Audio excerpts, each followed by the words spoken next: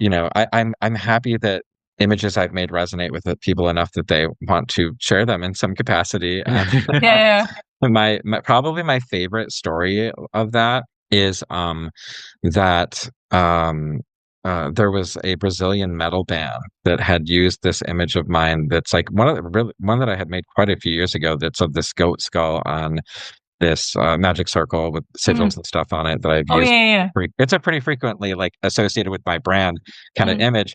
And yeah, they used it as the cover for one of their albums. And it was That's also awesome. like the image that they used for their band on SoundCloud and stuff.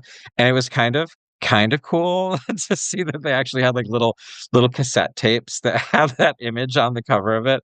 I mean, they weren't like, some huge band out there or anything Yeah, like yeah. that. And they were super sweet and apologetic when I was like, hey, this isn't like just a fair use image. And, but so that was actually kind of funny. But yeah.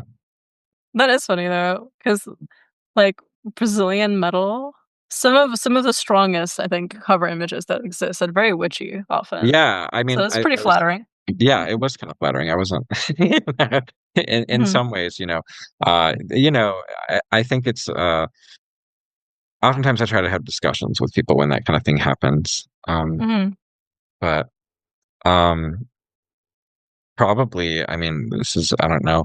One of the things that's actually really interesting is that, um, during a point in my life when I was going for a spirit initiation, Mhm. essentially, it was revealed to me at that point in my life that well, basically what happened is someone tagged me in a post on Instagram, and they tagged Spiritus Arcanum, and they're like, got this oil from Spiritus Arcanum, and I'm looking at it, and it's an oil that says Spiritus Arcanum on it, but it's not my oil, not my label, nothing. And Whoa. so, yeah, and I'm like, what is going on here? And so I start like doing research, and I find that there is literally a company that started up they're selling magical oils, they're selling like powders, they're selling, incense and all these things, and they literally are using the name Spiritus Arcanum. And now, mind you, this is a good number of years ago at this point. But at that point in my life, Spiritus Arcanum has been around since like 2012 and in that guise. Um, but largely I was just selling on Etsy at the time, and I was doing like vending events and things like that. But I had gotten busy with other things in my life and it had kind of fallen on the back burner. But that experience really woke me up, and it was kind of one of these things where it's like, do you care about this? Are you going to fight for your baby? Are you going to fight, like, do you care about what this is and the spirit of this thing? And like, if so, you're going to need to fight for it. And so it was this long drawn out thing with these individuals where I was like, bro, you can't just like it's one thing if like you're choosing that name for like your skincare brand, but it's Mhm. literally the same type of thing, and people are confusing what they're doing with mine. And just because you don't see that I was super active on like Etsy in the last 6 months doesn't mean you can just swipe the name. You know? Mhm. So it was a whole thing. And from that, it really lit a fire under my ass. And I also very much attribute it to like, I was going through kind of this spiritual shift in my life that kind of lit this fire under my ass in a lot of different ways. And so I had to claim it back. And really, it's from that like, everything that like I'm currently doing, I think is really built into itself, where, just a few years later, I had, we had our own website. I was doing a lot more work with it. I left my day job to do this full time. Mhm. Um, and so, if those folks happen to be listening to this recording, thanks so much for trying it.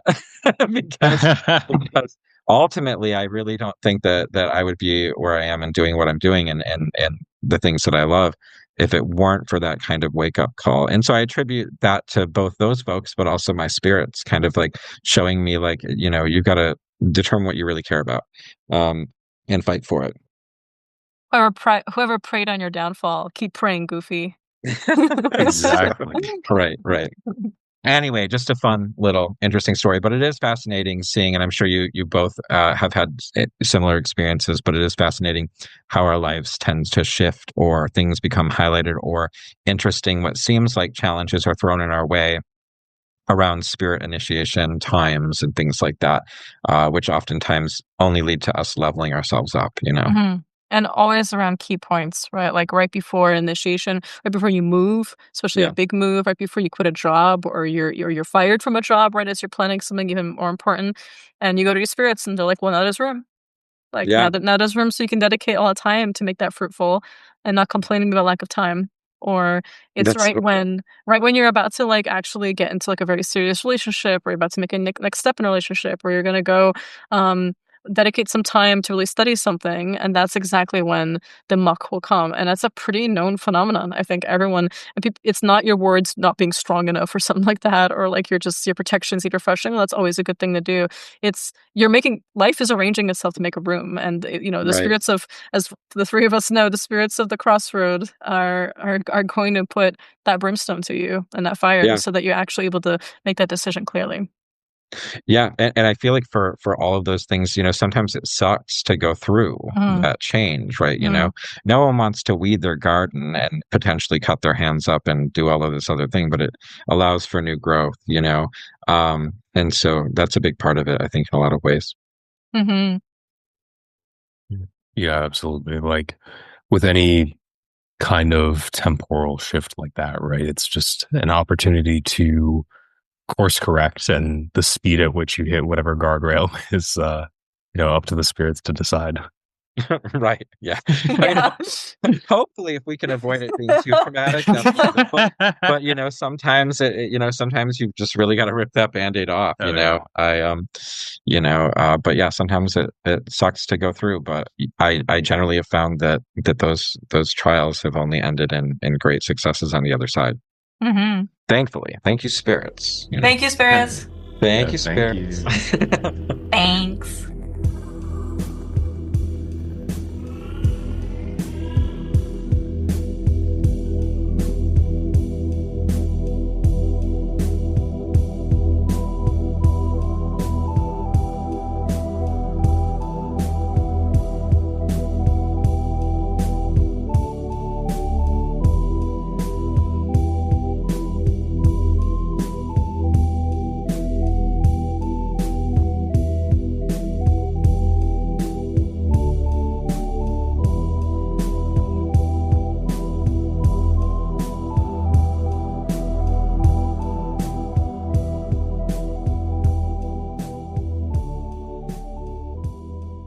Be not alarmed at the frightful howls which you may hear. It's Sfinga and Born of Breath, Born of Clay Key.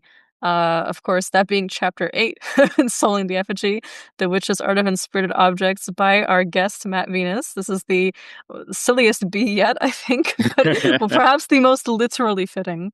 Because we're here with Matt, a very good friend of ours. So excited to have you on. You've been doing the rounds, making sure that like I mean, it's been exciting to watch you on other podcasts and actually get like a good idea of like people talking about your book and selling the effigy, which we've been not just yapping about, but like our whole Discord server has been really active about, and like everyone's been Oh, talking about it, getting like showing pictures. Like mine came in and getting really excited about that. So we've told people that we're going to be chatting with you about plenty of things beyond the book itself. But I think there's a wealth of information now on it, and it is available.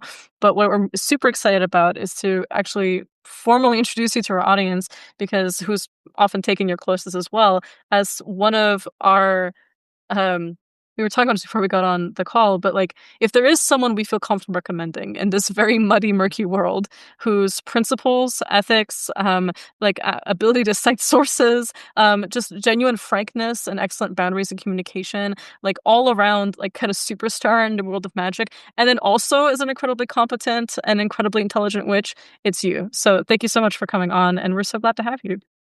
that is, I'm true. I thank you. That means a lot and is incredibly sweet and humbling. And thank you so much for that. That means a lot. Of course. And it's awesome to be here. I mean, long time listener, first time guest. But I've enjoyed, so much of what y'all have done. And I mean, as we were talking about before this, find it so impressive that y'all are 70 episodes in. Like that's awesome.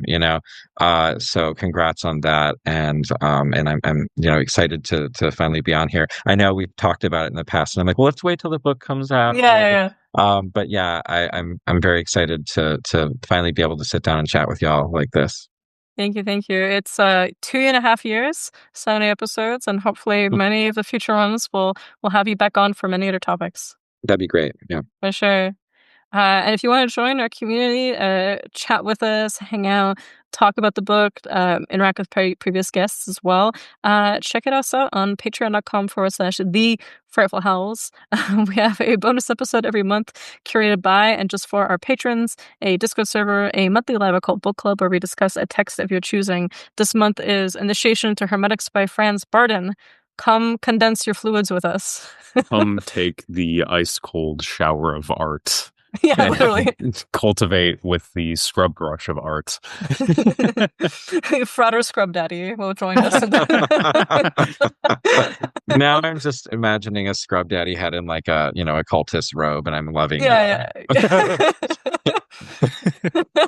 We got we discuss the text of your choosing. You can vote on it. You can suggest one.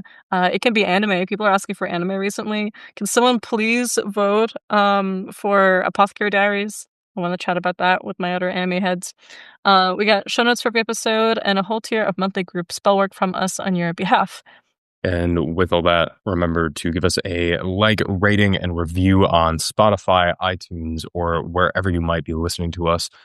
Juice the numbers, people. It helps us fight the demiurge of the algorithm.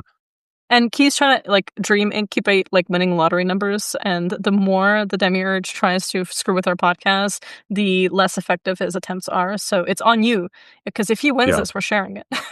Yeah, it's a very 400 AD problem to be having, where it's like the dream oracle to gain sudden fortunes from some archonic misstep is gone a little awry. So literally, I'm just actively I'm in front of him with the Sharpie, putting Abrasax on his forehead. Please help us.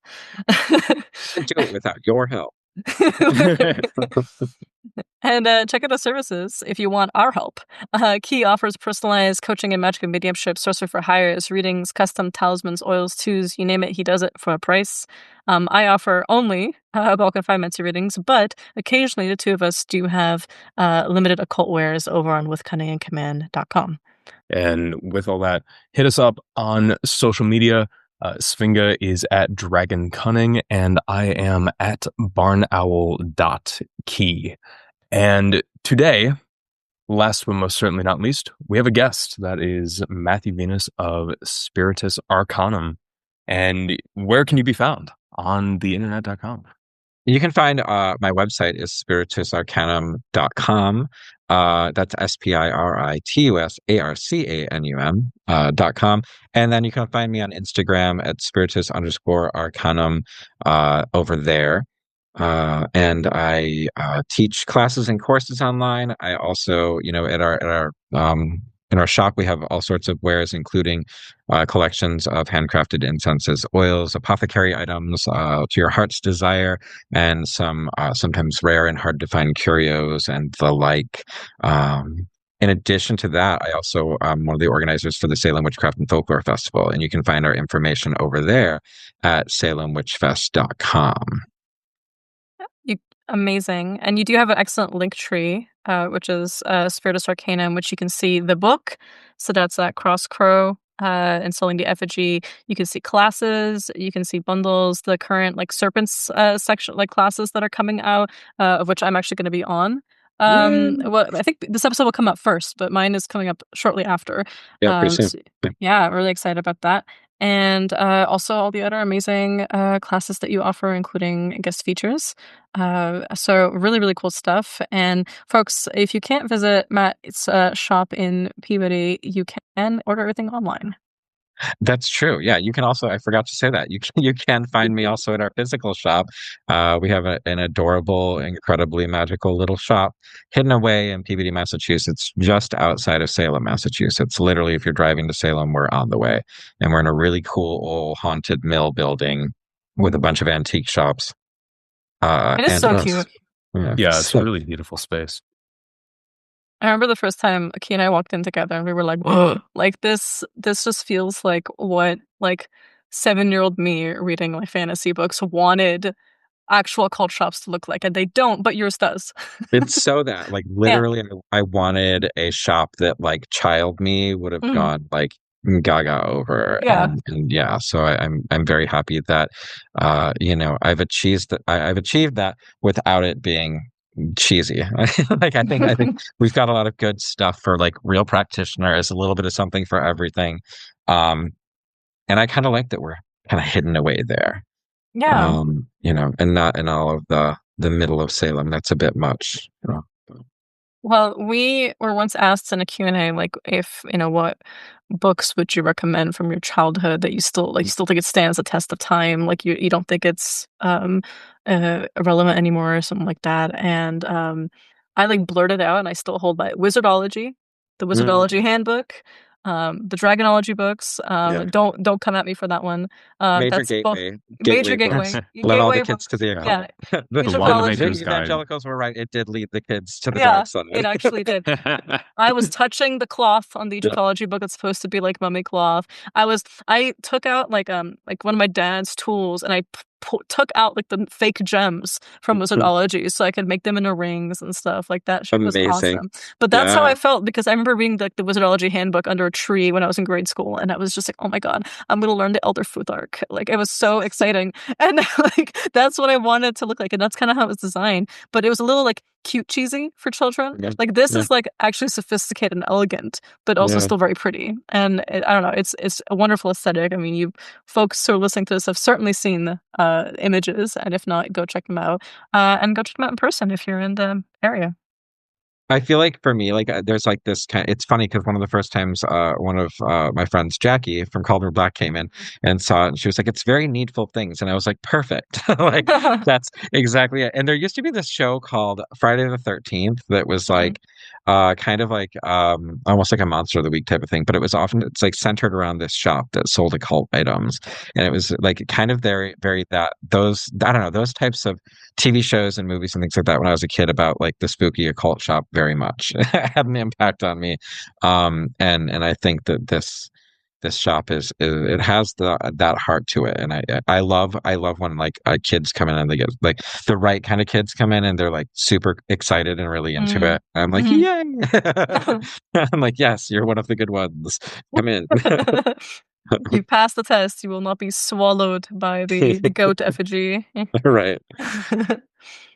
And Yeah. speaking of effigies, your book is phenomenal. We were very happy to have your advanced copy when you sent it to us. And reading it, I was struck that, and this is something that's come up with pretty much everyone I've discussed it with, and people are excited to discuss it. Like this is not just like oh, it's our friends, so like we'll talk about it and make them feel better. It's like no, like everyone's really really excited about it on its own. Like if I didn't know you, this stuff would still make my year. In terms of like what came out this year in terms of cult books, is that you begin the book and with such an eloquent and genuinely grounded explanation of kind of the theories and the methodologies and like the worldviews behind magic, because we can go into a whole list of here's herbs, here's what they do, here's a technique, here's what it's doing. We can over explain the concept of techniques, and that's wonderful. And I think sometimes when we have the abundance of that information, which we do now have, I mean, via Amazon and Etsy, you can basically create a whole practice out of books and translations of grimoires and much more readily available materia in terms of the online world. And then it could just sit on your shelf. And you can feel like, Yeah. okay, well, like shock, like a choice paralysis. I have so much to do. I have so much that I could be doing. I don't even know which book to start with. Like people say that all the time in our server as well. It's like I don't even know where to begin because it feels like there's so many options, and I want to do magic, but I don't know like which was the best or like what is the most effective. And you are going to share good techniques in the book, but you start by basically explaining to people here's the worldview and the actual kind of heartfelt emotive connection to the broader spirit world that is going to power this stuff. Like these are the relationships that are going to make it work, so that it doesn't. It's whether it's a technique that you share in one of your classes or something that someone else does. It's given by a spirit, or it's co-created by human and spirit together. Maybe your imagination comes into it, and you check with your spirit, is this a good idea? They add some suggestions, or they give it to you, and it's like somewhat malformed. So then over divination and talking with them, you kind of polish it up and stretch it out and make it into a more coherent thing. And that relationship powers that. But someone else will not have the relationship with the spirit that you do that generated. So they have to power it with their own, or with their local land, or with their own ancestors, or with someone else that comes up and volunteers and say, I like the spell in this book, I'll help you do it. we're going to modify it a little bit, but and we're going to use this instead, but I'll Right. show you why. And that's spirit work, and that's the stuff that will work a lot better than Right. your $900 robe or something like that, and your most Right. expensive organic materia that you don't know how to grow yourself and you couldn't actually recognize in the wildlife. Right. And also just kind of like doing rituals out of books like verbatim. Like Mhm. I hope that people will take the things that are in my book and play with them perhaps, but Mhm. then alter them as feels appropriate for what their practice and work is. But yeah, I think that like it felt really necessary for me to include, I mean, really, I was like, oh, okay, well, I guess the first at least third or so of this book is going to kind of focus upon laying out a certain worldview around spirit work, around witchcraft, and because I realized that when I look at the general terrain of contemporary witchcraft, right, a lot of things are oftentimes framed in a kind of neo pagan energy centered type of a model of the world, Mhm. and that's not necessarily where I'm coming from. So much of my practice is spirit centered and working with spirits, and then in an animist focus, right? So kind of laying down and establishing that foundation so that people can at least understand where this book is coming from, and those perspectives for people, and why relationship and communication and all of these things are important to this work, and at least I don't know how to teach it otherwise to people, right? Because that's Mhm. so much of how I approach it. So spending the time to hopefully establish those things and get people used to some of those ideas, because I realized, perhaps amongst your listeners and all of that, I think that there's probably more of an inclination towards individuals for whom spirit work is a central part of their practice or their areas of interest.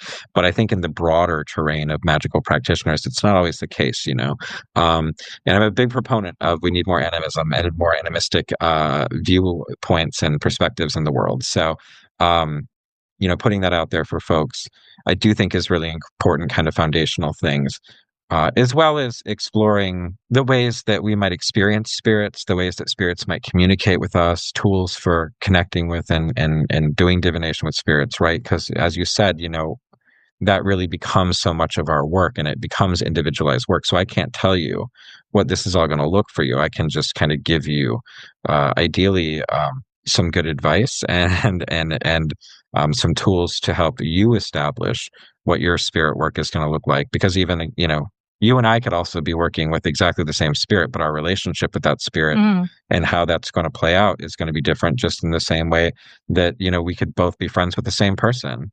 And Mhm. we're going to have unique relationships with that person, and the ways that that plays out could be different. So it's interesting. Yes, we can have books that are catalogs of spirits and say this spirit presents in this way and is good at Mhm. these things, but individual real relationships with any type of spirit, embodied or otherwise, are going to be unique.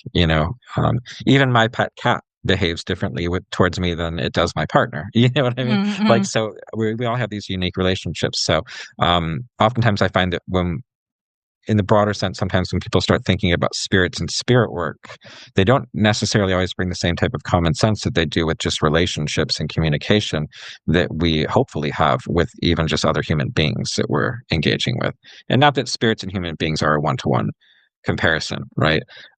But I think that sometimes there's this strange disconnect that happens, Mhm. and it's almost like the exotification of things.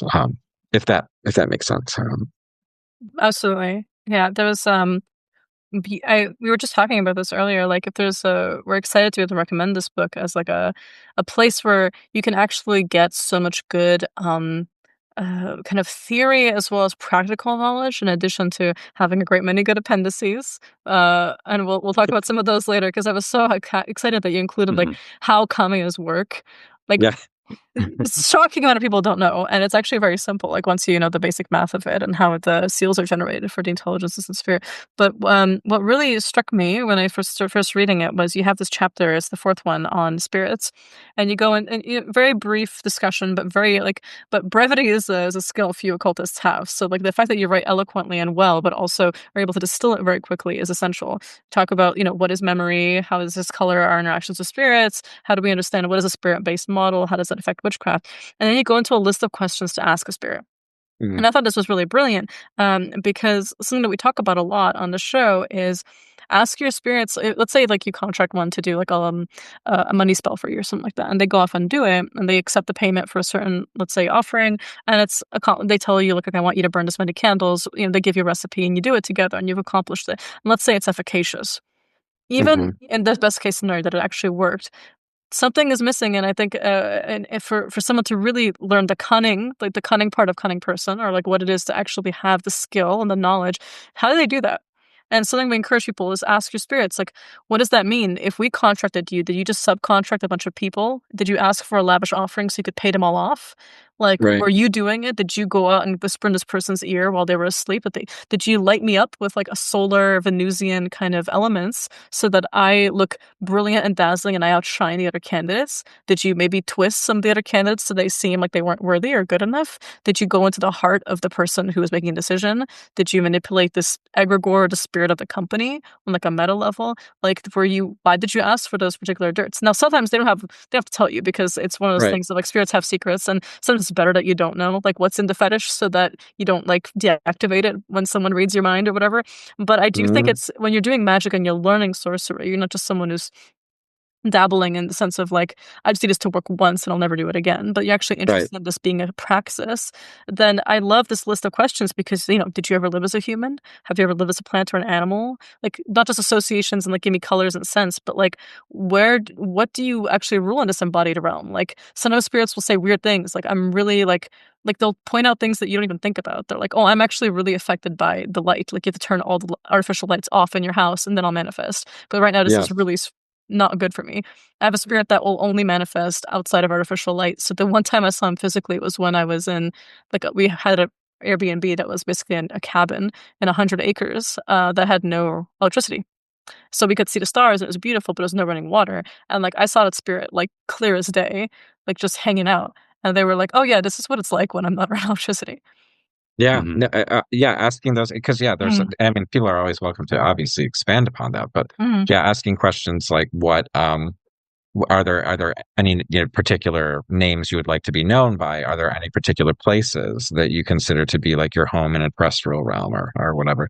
But yeah, all of those types of things. And part of that is so that we're not just immediately trying to be like, oh, this spirit is, mm, a demon, or this spirit is a spirit of the dead, or this spirit is a fairy, as opposed to and immediately ascribing what that means, as opposed to like actively seeking out to truly get to know this spirit, right? And on kind of on its own terms, and then maybe worry about attributing what kind of spirit this is after we've done more research into actually getting to know it, right? It's kind of like meeting a postman and mm. expecting all postmen to be the same, you know, Yeah. Yeah, yeah. opposed to like actually asking that postman about like who they are and what they're excited about, what they're good at, like those types of things. But I do love that very much. And it is, following up those questions like how and why did this work? Because that also Mm, does give you greater insights. Like, okay, so you're going to do this work for me. How it will that be accomplished, or how did you accomplish that? Because that does give you greater insight into the nature of that spirit that you might not have had otherwise, but also that can then lead to greater, if the spirit is willing and your communication is strong with it, um, revelations and how you might be able to more effectively engage in that type of magic as well, perhaps. yeah, absolutely. Like, oh, this spirit loves planetary hours and really cares about them. Or like, this spirit just wants the moon phase. That's what matters to them. And like, Yeah. they're like, no, this isn't gonna work because it's waning. And like, okay, like they really want it to be waxing. Or even times when spirits like need a container, like they need the environment of the offering to be a certain kind of way so they can manifest more easily. They're like, I'm a water spirit. Like, my home is the water. You're not near water right now. So like, Yeah. give me something aquatic for me to kind of like a fishbowl for me to live in for a little bit while we're talking, and it'll Yeah. empower the spell. It'll refresh things. I need to bury this by a beach or something like that. And like all of that, or like it creates a language. And I think magic has a logic. I think it's the logic of poetry, not necessarily of science. And I Mm. think while we can absolutely plug ourselves into if we're gonna be, we are spirits and bodies, and we need offerings. We need praise and acknowledgement and comfort too. So if we're gonna meet them on that level, there's been times when I've had my ass handed to me by spirits who, like, this is when I was much younger, and I was trying to understand why they were calling themselves the name of a deity, but not identifying as a deity. I was like, I don't like, why are you calling yourself that? And but you're not the god. You're not even necessarily a messenger of that god, but you're insisting this is your name. And they were like, well, how many, my full names exist in this world? And do they all have the same mom? Do they all have the same profession? Do they all have the same life? Like, absolutely not. And it made me realize that, like, okay, I need to, like, not be so literal and think that these beings have to exist in, like, a catalog, and then they're lying or they're hiding information. It's like, first of all, like, no one's hiding things by just taking time to get to know you. Like, that's just the Right. organic process of getting to know each other. And when you're like, I thought you said this about yourself. It's like, well, I thought you were a daughter, but it turns out you're also a sister. It turns out you're also a Right. girlfriend. It turns out Right. you're also a mother. Like, what happened to the daughter part? That Yeah, was that's something that I did really enjoy throughout the book, is that it goes into the build relationships without assuming every spirit is automatically your friend and wants to help you. Mm, And a lot of the kind of advice that is given across a lot of texts that you can just pick up and be like, oh, here's, whatever manual of witchcraft or whatever grimoire. It's like, okay, cultivate discernment. But you yeah. actually go into great depth of saying, okay, what is discernment actually look like? And a lot of it begins before even getting into, the varied experience of spirit communication, talking about like psychomantium versus manifestation versus like image versus hearing, sight, smell, touch, taste, whatever. It's okay. Do you have good personal boundaries? Do you have realistic expectations? Do you have honesty? Do you have the ability to have social interactions and carry a conversation? Which I was happily refreshed by seeing put down in print in such an accessible way. because, yeah, people skills are spirit skills and vice versa. Yeah, Mhm, very, and recognizing our own strengths and weaknesses too, right? mhm, Within those things, like being honest with ourselves, right? So that's the mhm, whole, know thyself bit of it all, right? Where we need to know, like, oh, maybe I'm not the best communicator, or maybe I'm not the best at actually keeping my promises all the time. So you got to be mhm, careful when you're pacting, right? Like, are you going to keep the mhm. promise that you said, or were you just really excited in the moment and you agreed to whatever? Um, but those types of things, and understanding also, like, where, because when we're dealing with spirits too, there could be all sorts of communication challenges, right? So I mean, it's challenging enough sometimes to just communicate with other human beings, but you got to Yeah, recognize where we're at with spirits. But yeah, really taking stock of ourselves, right? Being having honesty with ourselves and figuring out our discernment, because very much I think that is, like you said, people skills are spirit skills, and some of the traps that we fall into with our interpersonal relationships are oftentimes going to carry over into spirit relationships if we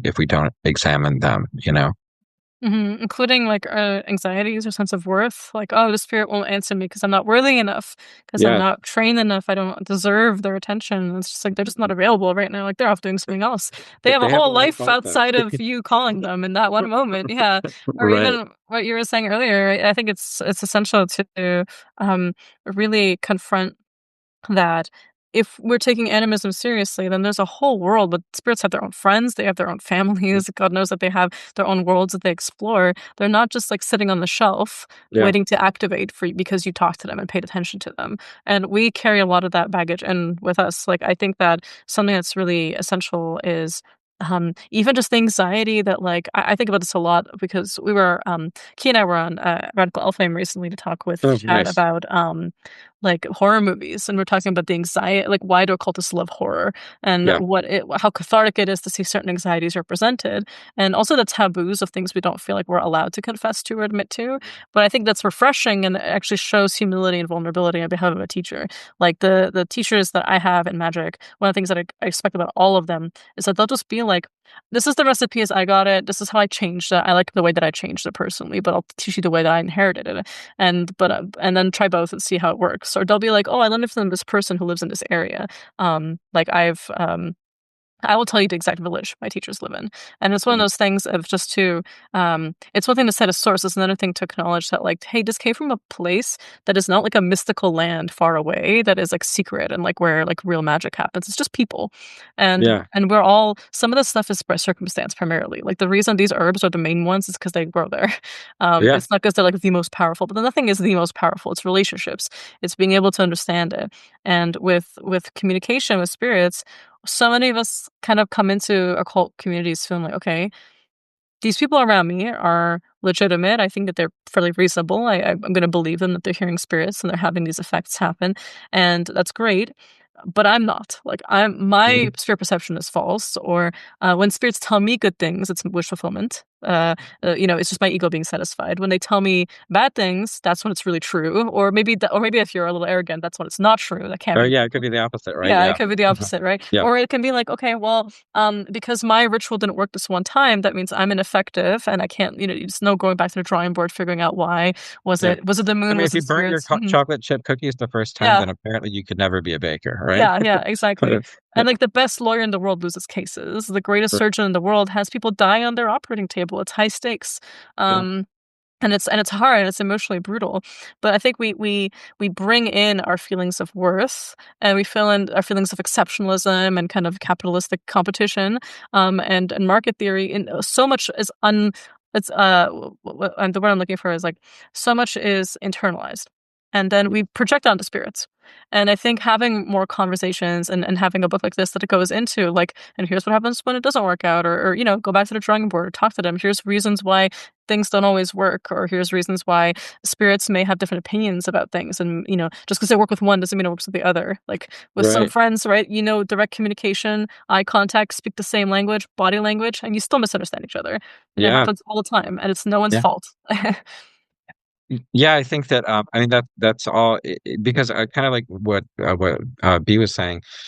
That sometimes people will kind of go in far in one direction where Mm, I'm going to just blindly trust whatever this spirit is and what this spirit is telling me and how this spirit's appearing. But then there's also the far other end of that spectrum too, where people are overly afraid of spirits, right? In general. And you can't trust spirits. Like you're starting from a place of mistrust as opposed to like, I mean, I guess if that's how you interact with people or whatever. But for me, it's like starting somewhere in the middle and figuring it out, but knowing your own pitfalls, whether you're prone to flattery um or prone to like negative self-talk and also kind of discounting your own experiences because you know we were talking about this a little earlier before we were recording, but that idea that like yes, some people are incredibly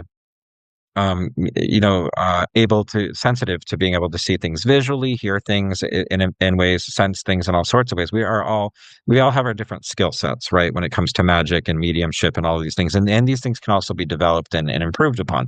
But like, if you're always expecting that spirit to show up in these really bold and flashy and shaking the pictures on the walls and blowing the candles out in the room kind of way, you may be missing the very subtle clues and in even like feelings in the body or shifts in the room or images that come to mind or sense that you are drifting by that spirit's actually using to try and get your attention.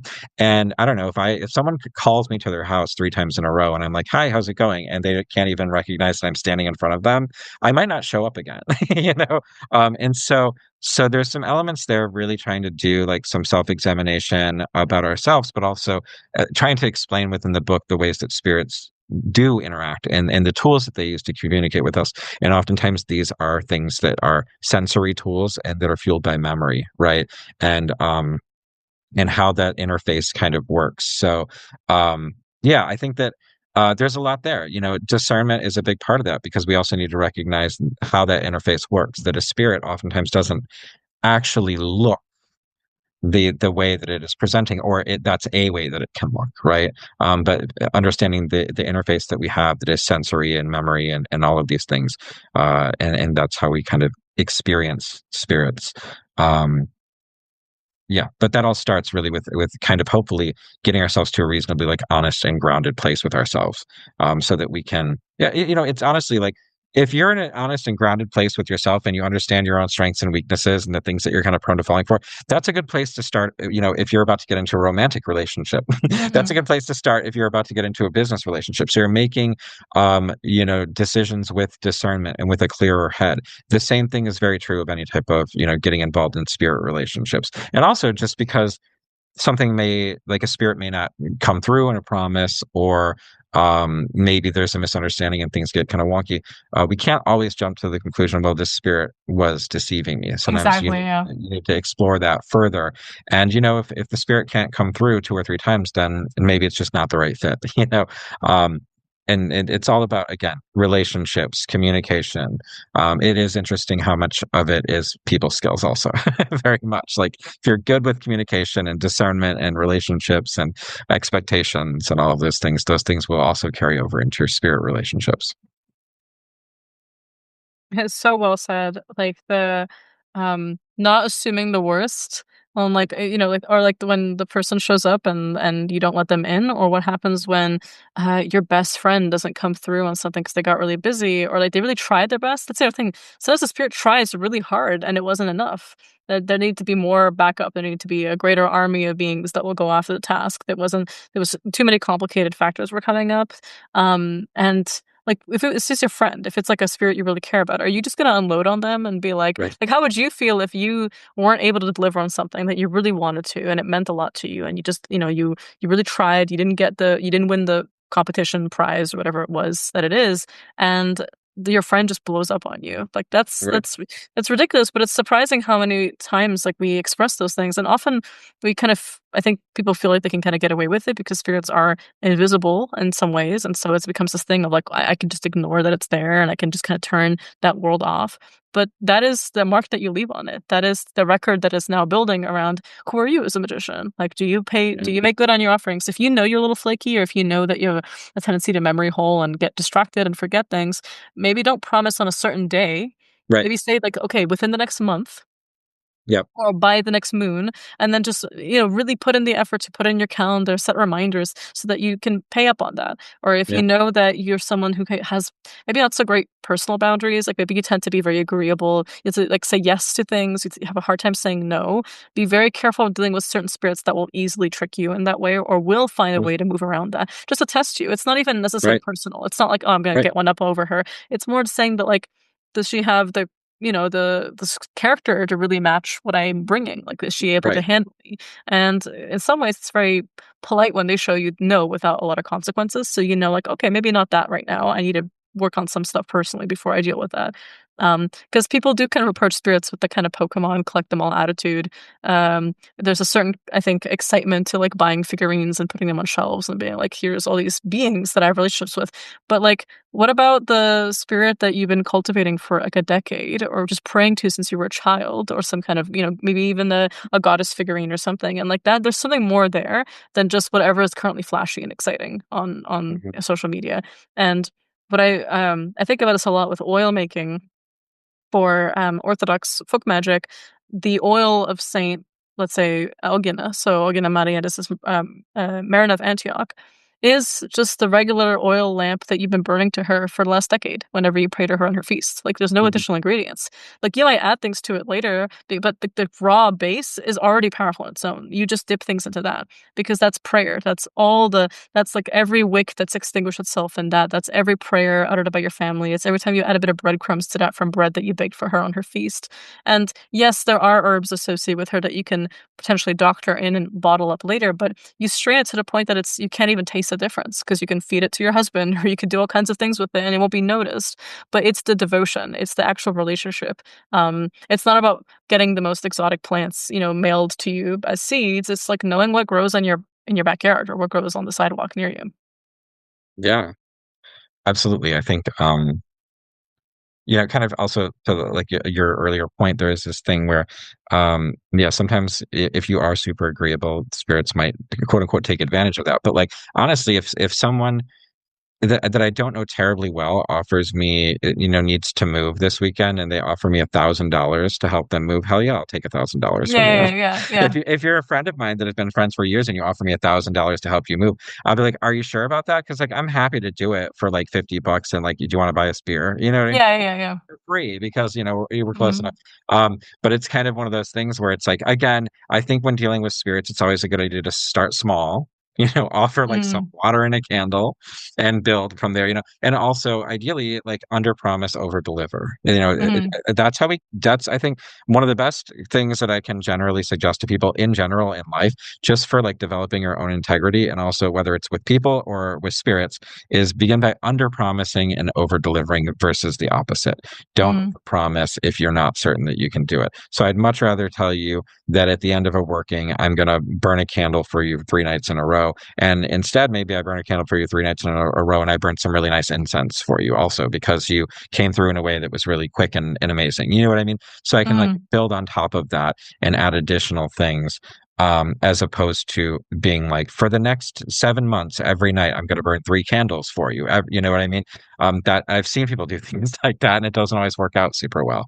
Um, Mhm. so yeah, like you said, like sometimes being like, sometime in the next month, I will do this, as opposed to setting a specific date and time if you can avoid it, Mm. because anything could happen and come up, and we don't want to, you know, we want to keep our end up if we want Yeah. to keep their end up.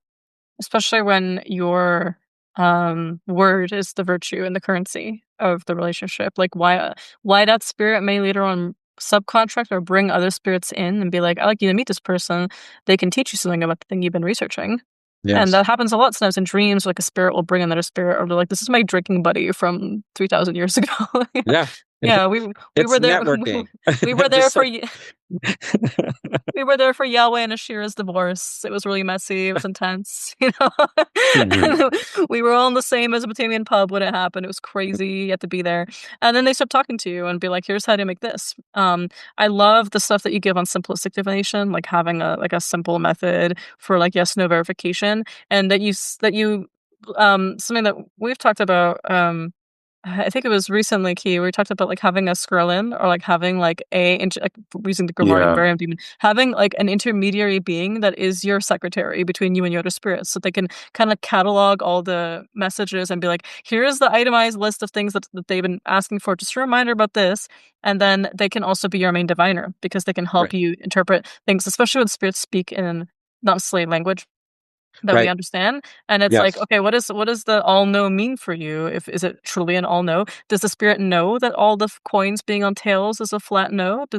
Or are they just like, okay, I don't know, you just toss some coins in front of me, like, what do you mean, buddy? Like, are they sharing a language with you that they're agreeing to? Like, you made it almost like a pact to be like, yes, you can divine with me in this method, and that can be bartered through that other spirit because now it's them giving you the no, which they Yes. interpreted because they spoke to the spirit in a way that they can understand each other. And you have this great list of Quarantum spirit possible questions on pages 112 to 113 that go into like how can you like okay what do you need? Do you need incense? Is this what you need? Will this help you get the job? Like and it can give you like okay I see so like yes but like needs a bit more help and then that gives you already a template for how do you go forward with other kinds of negotiations which is a simple method and then the reliability of the method like how is it not just flipping random coins how is it actually divination is coming from you being in partial trance and the intermediary spirit having made that pact that you trust.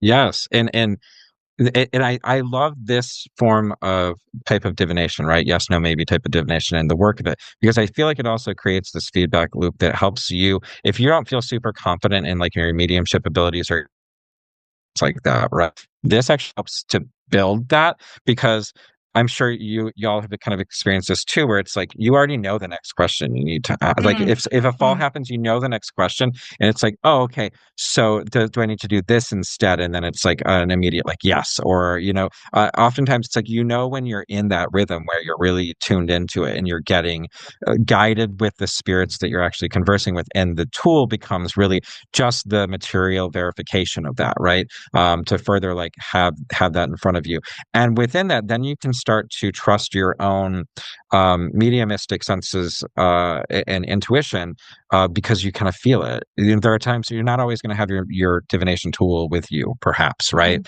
mm, So being able to then trust it, sometimes like I'm feeling like my spirit is saying X, Y, and Z, and I kind of know that I can maybe trust this because I've been right when I've been having these conversations with verifiable like divination throws and all this. So it mm, really helps in a lot of different ways. It helps us to become better at the magic that we're doing and co-creating the magic and being led with the spirits that we're working with, and getting kind of revelation communication, whether it's about offerings or ways that we're going to go about crafting a fetish or a spirit vessel or effigy, or ways that we're going to go about doing ritual or just uncovering information. But overall, it just makes us better and stronger at our spirit communication abilities, whether we've got that tool in hand or not. And so, yeah, it's one of those things that I've tried to pass to a lot of my students in the past because I think it's a really valuable tool, and you can do it quite easily with a deck of playing cards or 3 dice or 3 coins or. Yeah, and that's the thing too, is like the method, like the way that you do it, like whether it's the coins or like that, is in some ways finding both something that appeals to you, like it appeals to your aesthetic sensibility and makes you happy and makes you Mhm. excited tactilely to be using it, but it's also something the spirit agrees to. Yep. Something that came up once I was practicing like a cardiomancy method, and like I remember very clearly getting like an embodied feeling that I get when I know a spirit is talking to me, especially Mhm. certain kinds of spirits. And it's like that just you comes from practice. Like it will be different for each person. Like something that I often like to teach people to do when like if they're getting a reading from me and a spirit comes up and I want to make sure that they're able to talk to that spirit after the reading's done, like it's one of theirs, it's communicating something. It's like Yeah. just so you know, like this is what I'm getting in my body right now when this is around, when the spirit's around. Maybe that might be flashes that you also get. It may be something different, but just know that this is at least something that I received. And then they're like, no, no, no, I get it. I also get cold in my hands when I think that being's around. Like I notice they kind of guide me in that way. It's like it's cold that comes in through my extremities, and it's like, yeah, I think that's something that's happening.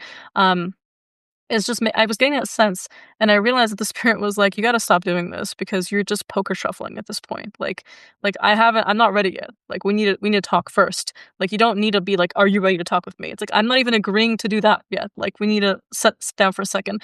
And all they wanted me to do was fumigate the deck with their favorite Yeah. incense, but it was just like they were like that, and to keep the it was to keep the Joker on the top, and they were saying like, "I'm gonna go into the Joker and I'm gonna turn him around. I'm gonna have him whisper my name to every other card and come back to the other joker, to the incense. And now it's my deck. And now I'll divine with you." Yes, I Probably. love that. Yeah. Mhm. Because that's the thing is like I think ideally you'll be led to the ways of like how this thing can be, could be, should be consecrated to this specific spirit, right? Because that's going to look different, right? And but the nice thing about it is that you know playing cards, a few coins, and like dice are not terribly expensive. So being able to tailor them so that you can, if you wanted to have multiple tools dedicated to multiple spirits, you could do Mhm. that relatively easily. Um, Mhm. Absolutely. Kay, I think this is something that you often teach too, right? I feel like this is a great curriculum in some ways, like all the initial chapters as well as all the actual recipes in the end. But that's something that really like struck me when I was going through this is like beyond just having great appendices and having great like actual like resources for people is like this is very comprehensive for Mhm. the troubleshooting aspect of magic, which I feel like we don't talk about enough. Like it's very often Yeah. it's like here's a spirit catalog and here's like rituals or spells to do, whatever you want to call them, workings. Um, but there's a real like emotional weight to like, okay, well, like what if it doesn't go as I planned? Or what if like this I love this recipe. I really want to use this. It appeals to me, but the spirit I keep getting this nagging feeling to change something. I don't want to be that person that substitutes everything, but why is that? And understanding that logic. As you're more practiced, you'll get it. Like you understand making sure you don't substitute so it cancels other things out. But like as it's really about getting you more comfortable with spirit communication, which we sometimes privilege in some ways that it has to be auditory and visual. It has to be clear language, speaking like this. It has to be visuals. It has to be visions, even in your mind's eye. This has to be a vision of some kind. And it can't be knowledge that suddenly just occurs in you and like takes root in like a seed and blossoms, and like you were saying, Matt, earlier, like you know the next question and the next answer before you even get it, and you're just throwing it at that point to confirm because you're in such yeah. a flow state. And it's because spirits don't live in time the way we do, so they don't necessarily need the Mhm. conversation to flow temporally in the way that we Mhm. need to. And Yeah. they're picking up on so many subtle signals, like just on a human level, and you touch on this as well when it comes to when you're talking about how do we know what knowledge is, like how do we know Mm, what's real, like on a mm. on a very human level, which is my favorite part of the book.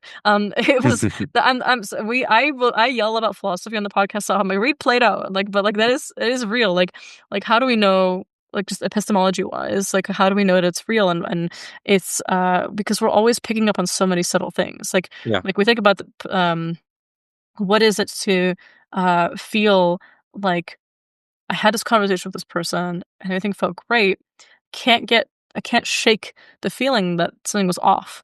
And it could be something you ate that day, it's on you. It could be that you're picking up on micro signals in the body, like facial expression changes, ways that you just tells people lie. This is not consistent. You can't just go around and be like, this person lied to me because they looked up and to the left.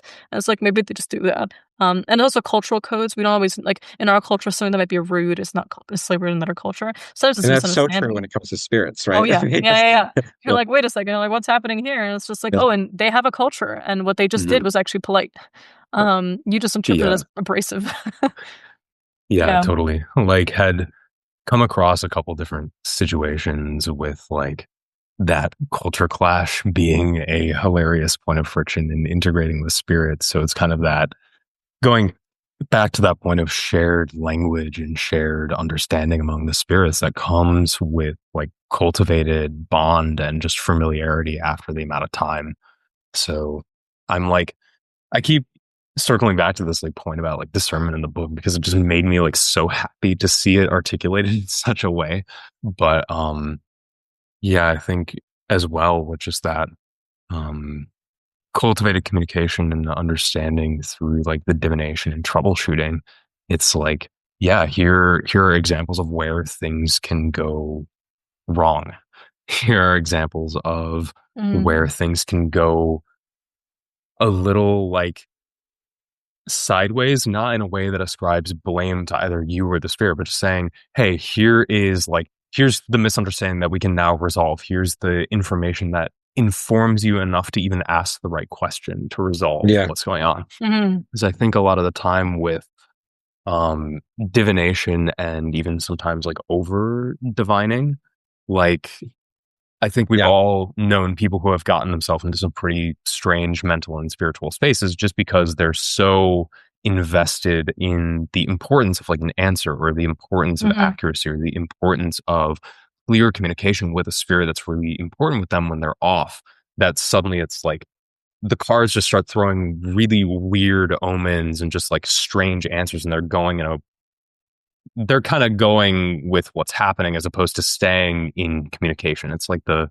spiraling that people can do in any sort of intense reaction, going back to it's just all people at the end of the day.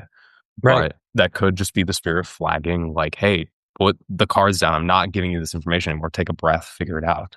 Sometimes it's literally been like I've gotten really weird answers. Sometimes when some of my spirits are like, "You already fucking know the answer to this. Why are you Mhm. asking me?" Yeah. Like seriously, like it is that, and I'm like, "You're right."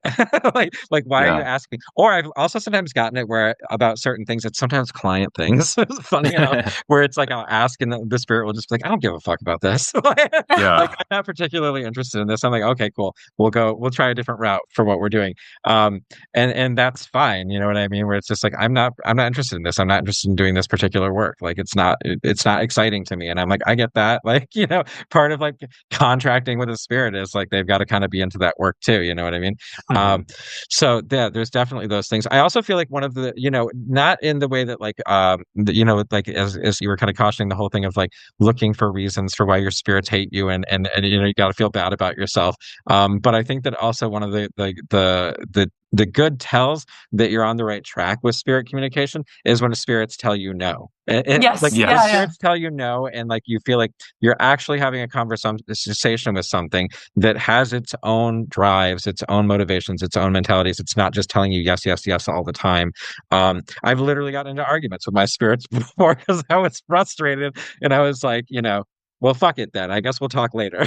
Like that. Yeah. And it's like And Yeah. almost sometimes kind of that relationship with like, you sometimes you get pissed off with your friends and you're like, let's take a day apart and then we'll talk later. You know what I mean? yeah, I've and had you that need that situation. space at that Yeah. point. Yeah, I've once was really fighting with one of my spirits about something, and, like, we were just at that point, I was like, "Should we just take a break or something like that?" Like, I'm getting, like, frustrated, and, like, I feel like you're not either understanding me or you're not listening to me or, like and then the spirit was just, like basically, like, gave me an answer in the reading and plus, like, a visual that was like, your head is so far up your ass right now that you don't even know what you're talking about. Like, you take a break. And I did, and I came back later and I realized, like, they needed me to be in a different frame of mind to Yeah. actually accept the answer they were giving. It doesn't mean that spirits are always smarter than us or always more, like, a bit, like, able to, like, judge a character. Like, sometimes some spirits, like some of my martial spirits are just like, "Kill him," and I'm like, "No, that's not the answer." Like, Yeah. I'm being facetious, but, like, sometimes it's just like, "I don't see why you should even repair this relationship. This person does nothing for you according to me." And I'm like, "No, I want to repair the relationship." And the spirit is just like, "No, like, this is ridiculous." Or, like, times when, like, a client comes and it's like, they're having to deal with, like, a relationship with an ex or something like that, and the spirit is like, "I won't even read on this. This is stupid. They should just leave this person alone, never talk to them again." I'm like, "Yeah, but that's not what they're asking for." Now, I'll give them the answer, Right. but some spirits think this is ridiculous and this is, you should, but if what you're asking for is, "How do I get him back?" I will ask somebody to volunteer a recipe Right. because they're the one being like, "I can do it." I mean, Right. they won't like it, but warn them that they won't like it, but I can do it. I have particular spirits that are really interested in magic. So if what you Mm, are dealing with is something that actually is an interesting situation, that interesting magic can be done around, he's like really into it. yeah. However, if it's just like, I just really want this person back, he doesn't give a shit. However, there are other spirits in my court that are really into that, that want, to bring the love and the pleasure and the Mhm. joy and the reconciliation. So they'll stand up and do it. You know what I mean? So yeah, there's certainly that element because yeah, spirits are people too, and they have, and again, they have their own biases and they have their own likes and dislikes and their strengths and weaknesses. So, knowing the spirits that you're talking to also puts into perspective the types of answers that you're getting, the types of information you're going to be getting. Because again, just because it's a spirit doesn't mean it's a perfected being that's omnipotent and skilled in all things and knowledgeable in all things, and that, it's always going to have the right answers. Ideally, if you have a good, solid relationship with that spirit where you trust and respect each other, it's going to give you good, solid answers within the purview of the knowledge base, personhood, and abilities of that spirit, right? It's not going to intentionally mislead you, but it's coming from a particular perspective, just like any individual you talk to is coming from a particular perspective that's informed by their own wants, needs, life experiences, knowledge base, etc. Mhm. Yeah, exactly. Like, even for love, right? Within that category, there's some spirits that'll be like, I'll get you sex, I'll get you hookups, I'll get you whatever you like in that way, and that's good by me." And some spirits that'll be like, "I'm not gonna help you get that. I want you to have true love and Yeah. lasting marriage. This person would only distract you for 5 months. There's a better person coming. Wait 2 years for them to be in a place where they've broken up with their ex, that then to be ex so that you can get together." And you're like, "No, I kinda want sex now, Yeah, actually." you're like, "That's great, but I need to do some poem, so which Yeah. spirit can I talk to for that?" And so and of course they have different values and opinions about that, and I Yeah, think that's really essential. Like, there's a whole category of spirits that are some of the main spirits I work with that are so kind of related to what is it to be honest and what is it to keep a yeah, pact, but they're less of, like, if you give them a coin, let's say every day, they're gonna be more satisfied with that than a lavish offering once a month that you miss. Like, they mhm, care about the consistency, and they can be very literal about it to the point that it can be shocking. Like, I've had friends come over and, I'm setting a table and I'm putting down food that I made for them, and I'm about to get the cutlery, but I forget, and I get distracted by something else in the kitchen, and I have a friend who uses the kind of in English, like, we'll use the kind of, verbiage of, like, "Can I steal some cutlery?" And, like, I think it's just, like, a way that they speak in English, so, like, "Can I steal that real quick? Can I get that real quick from you?" And that spirit really doesn't like stealing, and so to be like, mhm, "You can ask, 'Can I borrow it?' or 'Can I have some cutlery?'" And I'm sorry to, like, have to say that out loud right now, and I don't wanna police your language, but their shrine is right there in the kitchen. yeah, And so I don't want you to now be bonking your head on my door out of nowhere, and the door slams shut in your face for some reason. You're like, "Why is the house weird to me now?" It's like, because that's the house spirit.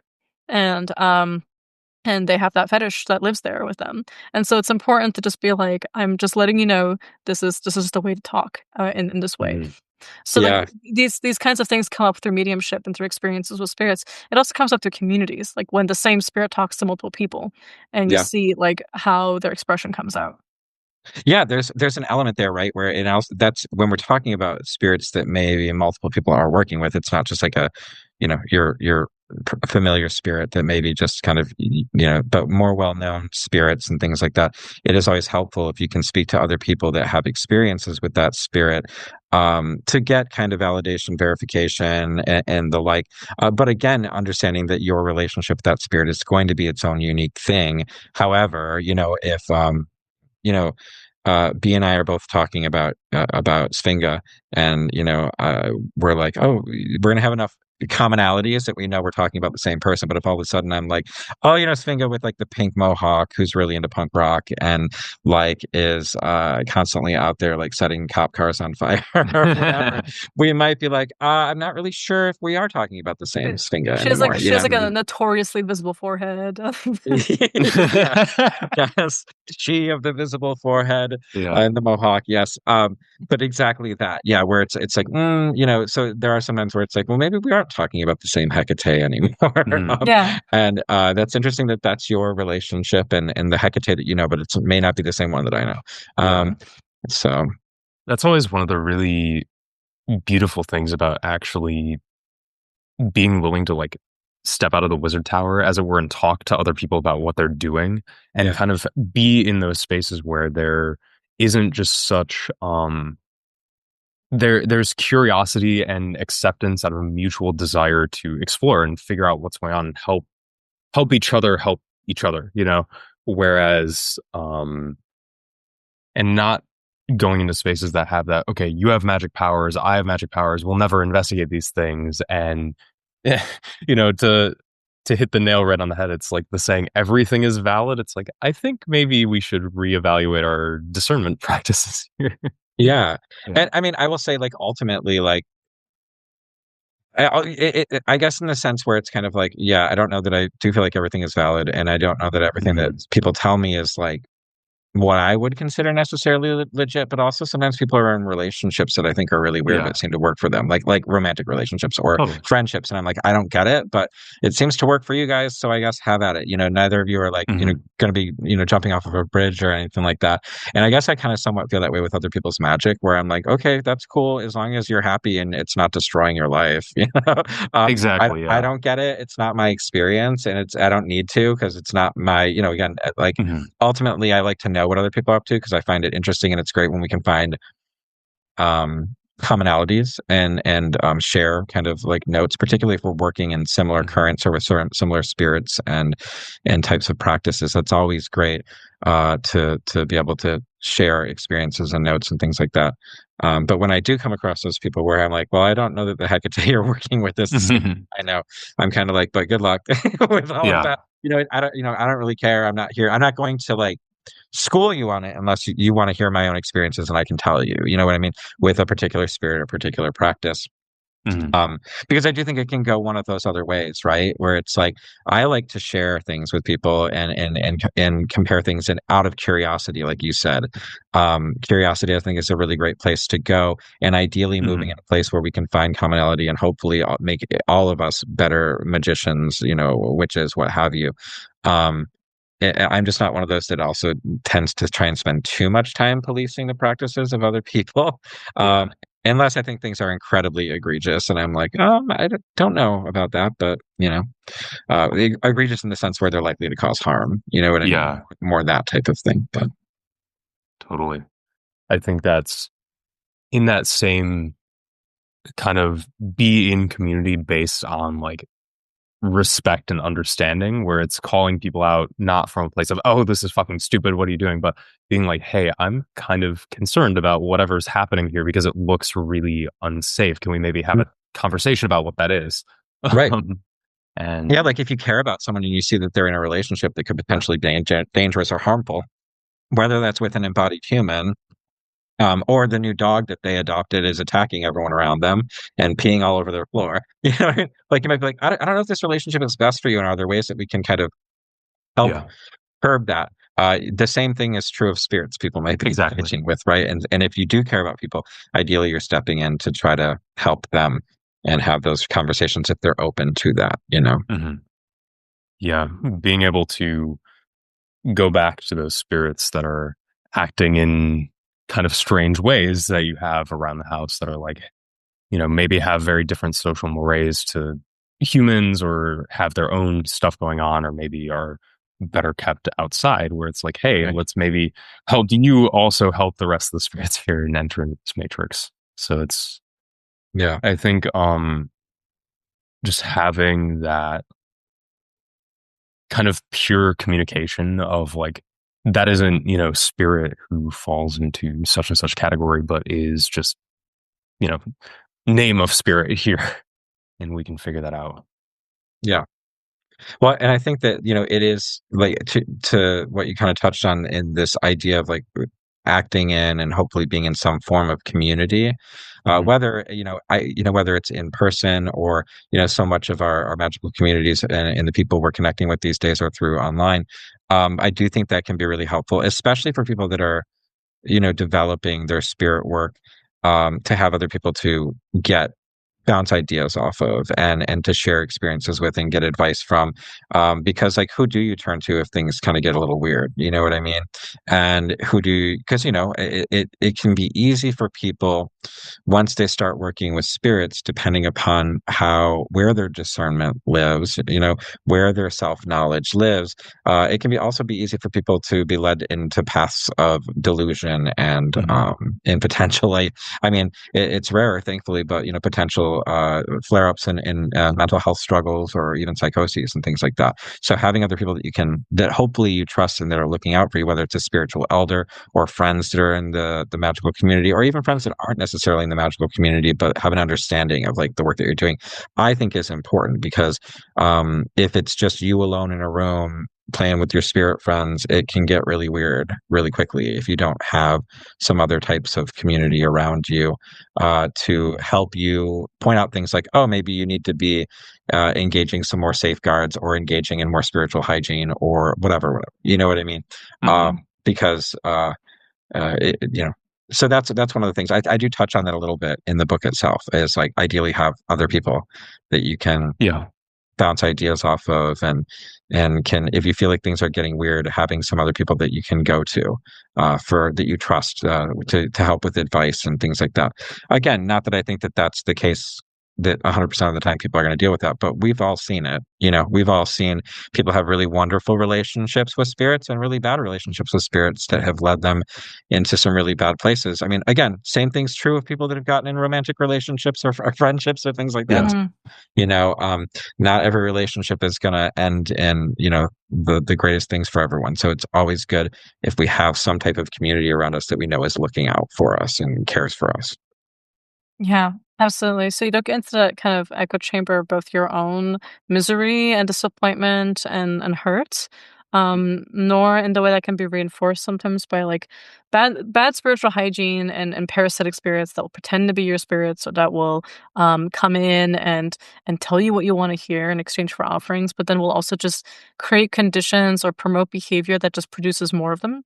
Yeah. In Kimbanda, we would call these Kumbas, right? But like these kinds Yes. of shell-like spirits that I think exist in so many different cultures, is a real problem that a good, solid ancestral practice or a good practice with your main spirits and some good spiritual hygiene tends to clear off without an issue. But they can find their way back in, especially because it doesn't matter how good your protections are. If you walk in mud, you're gonna get muddy, and that's just you just have to clean off. It's not like a value judgment. It's just like Yeah. we all get Yeah. the evil eye all the time from like little things, and it doesn't mean that our protections aren't strong enough, and then we get insulted. It's just like, well, you got mud on your shoes, you just clean off, or you worked out at the gym and you got sweaty, you should shower. Um, these are natural consequences of being in spaces. It doesn't mean that we then get scared of being in public or we're so terrified of being misunderstood or getting in a fight that we never date anybody or we never have a friend. Like it's Mhm. the same thing with spirits. Like, yeah, you will hurt each other. Like sometimes you will fuck up and sometimes you will make an ass of yourself. And the right relationships are ones where you continue to show up and they continue to show up and things will even out in the end. The real character and the real intention will shine through. And also you'll just learn better ways to communicate. Like you'll realize where maybe sometimes you need to be more clear or you need to be more careful of certain things. It's that's part of growing. And I think a community Yeah. will give you the container where you can actually continue to experience those things without getting ostracized the second you fuck up once, or without Yeah. that becoming a mark on a stain on you, where it's going to be constantly brought up and used to shame you. It's going to be like, okay, well, now you've learned through that. But you can't actually do that without having a safe space to come back to. And with Yeah. spirits, what you were saying is really, important, is just having people around you that can check in and be like, is that the safest thing to do? Like, sometimes I see things that people do and I don't really understand that, and that's okay because I don't know what their relationship with their spirits is. Mhm. It might make total sense to them. That may be a traditional thing they're doing. Maybe a personal idiosyncratic thing they're testing and having fun with. But sometimes, like, and I don't like to comment too much, but like when I'm a little bit worried for somebody and I see some erratic behavior, and I'm like, I wouldn't really post. Like, I love this work that you're doing. It's great. I wouldn't post in progress work on the Yeah. internet. I would let it That's finish. You can put that as a cool photo afterwards. Like, hey, this client's work was successful. Here's an image of what, so you can advertise that. Great. But like not in the moment. So it Yeah. right. doesn't get siphoned off. But like Right. little tips like that, and just being like, are you in a space to receive some feedback? Because I love what you're doing and I want to make sure you're doing it well. Yeah. And because that comes from, again, people who want to help you with compassion, as opposed to people who are gonna, oh, I see a mistake, I'm gonna jump on this person and then Right. make them feel Or bad. just talk shit about them behind their back or whatever. You know what Exactly, I mean? yeah. Like, Yeah. yeah. Yeah. Mhm. No, that's so real. And I mean, hopefully we can cultivate that more in magical realms, right? And find more spaces and places and communities where that can exist, especially because, in those of us in the realms where we're dealing with spirit work, so that we can have that. It's, again, spirit skills, are people skills and vice versa. So it really is also that, to what your point is, in the sense where it's like, if I have a friend and I see that they are in any kind of relationship where what they're doing might end up causing them harm, as their friend, I should hopefully be able to be like, hey, like, tell me about this. What's going on, and are you okay? And can we make sure that you're good in this? Um, but also on this flip side, just as much as there may be spirit relationships where that spirit isn't a great match for that person, also vice versa, you know, Mhm. where the person's not the best match for that Mhm. particular spirit. Yeah. Um, I was gonna say one of the things that I do kind of briefly talk about in the book is it's like, sometimes people are so into the idea of working with a particular spirit Mhm. that they're willing to convince themselves that the spirit is working with them, even though the spirit's not even showing up. It's like, girl, he's just not that into you. Like, had spirits like that I really wanted to form a relationship with, and they were just not coming through or whatever, or Mhm. they weren't like pulling their weight in the working when I was trying to do stuff. And it's like, okay, that's cool. So this one didn't work out, even though I thought this, it's kind of like, oh, I thought this person was really cute and it just didn't work out, or I just Yeah. thought they were really interesting and it didn't work out. Same thing with like, people sometimes like really want to work with Lilith or whatever. Um, Maybe not all of those things are the best match for you, but luckily we live in a highly inspirited world full of so many different spirits that you might be able to connect with and form relationships with. And the best relationship is the one with someone that actually wants to work with you and like Mhm. Mhm. and Yeah. is going to be reliable and ideally a good pair for you, as opposed to, you know, wanting so badly to engage to have a spirit marriage, or have a familiar spirit that you rush into that thing, without and you lose your discernment because of the desire Mhm. of this particular thing, thinking that that's the thing that you need, as opposed to like having discernment and kind of moving slowly with your decisions and the relationships that you build. Yeah. I think too, people get really lost in this um notion that there's like some, power level gauge that a spirit can have. And it's like like a RPG where it's like, oh, my spirit has like 10,000 HP and giant attacks where it's like different spirits will have different abilities, sure, but ultimately the power level in terms of that raw stuff is kind of irrelevant if you can't wield that effectively or move that spirit or have that relationship where you can tell them, hey, I had this minor inconvenience in life, and then suddenly, rock slides are happening and things are being thrown at cars. It's like that's Mhm. also a bit of an overcorrection from that spirit and a mismatch in those errors. So I think like people working, just like you said, with the spirits that want to work with them will have good mileage, good results, and it doesn't need to look like anything other than what you're doing and Yeah. what that relationship demands or dictates, or that you just go out of your extra way to make something nice for that spirit. Mhm. And to your earlier point, Matt, like there's kind of we are talking about like worth and feeling of worthiness, and that could come into the desire to like really have a certain kind of relationship. It can feel like rejection when they're not answering. They may not even know you. Like you're just knocking on a door. Or and sometimes spirits do come to us by like giving flashes of themselves in multiple places, and then you kind of get the sense of like, oh, just like the seduction happening. But sometimes that's just you getting excited, and this becomes like your fixation, and you just really want to learn more about them, and it's cool. And like there's so many traditions out there that I think amaze me and I find really fascinating. And I'm not going to be able to initiate or train all of them, nor should I. I'm not necessarily suited for most of those things. But having friends in those positions is wonderful. Like being able to communicate with people or learn more about them is great. Appreciate them is great. But the thing that really that comes up, I think, in that logic too, is like you mentioned spirit marriage.